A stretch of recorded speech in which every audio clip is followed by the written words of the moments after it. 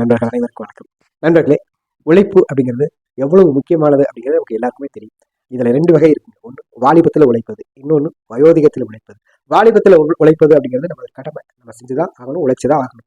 ஆனா வயோதிகத்துல உழைப்பது அப்படிங்கிறது ஒரு பெரிய விஷயம் தான். ஏன்னா அந்த நேரத்துல மனசு மட்டும்தான் உறுதியா இருக்கும், உடல் அதுக்குண்டான பலத்தையோ வேகத்தையோ தராது. இருந்தாலும் அந்த சாப்பிடும் அந்த சாப்பாட்டை நம்ம உழைச்சுதான் சாப்பிடணும் அப்படிங்கிற வைராக்கியத்தோட எத்தனையோ வயதானவர்கள் இன்னைக்கும் வேலை செஞ்சுட்டு தான் இருக்கிறாங்க.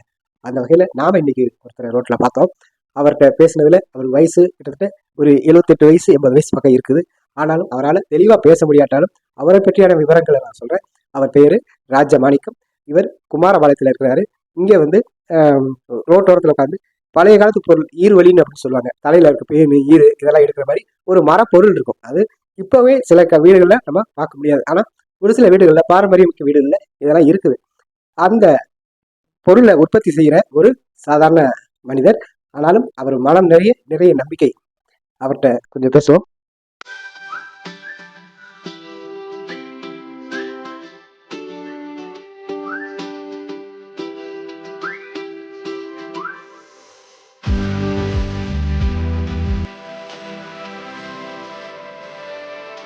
குழந்தைங்க வைக்கிறாங்க, பெரியவங்க வைக்கலாம்.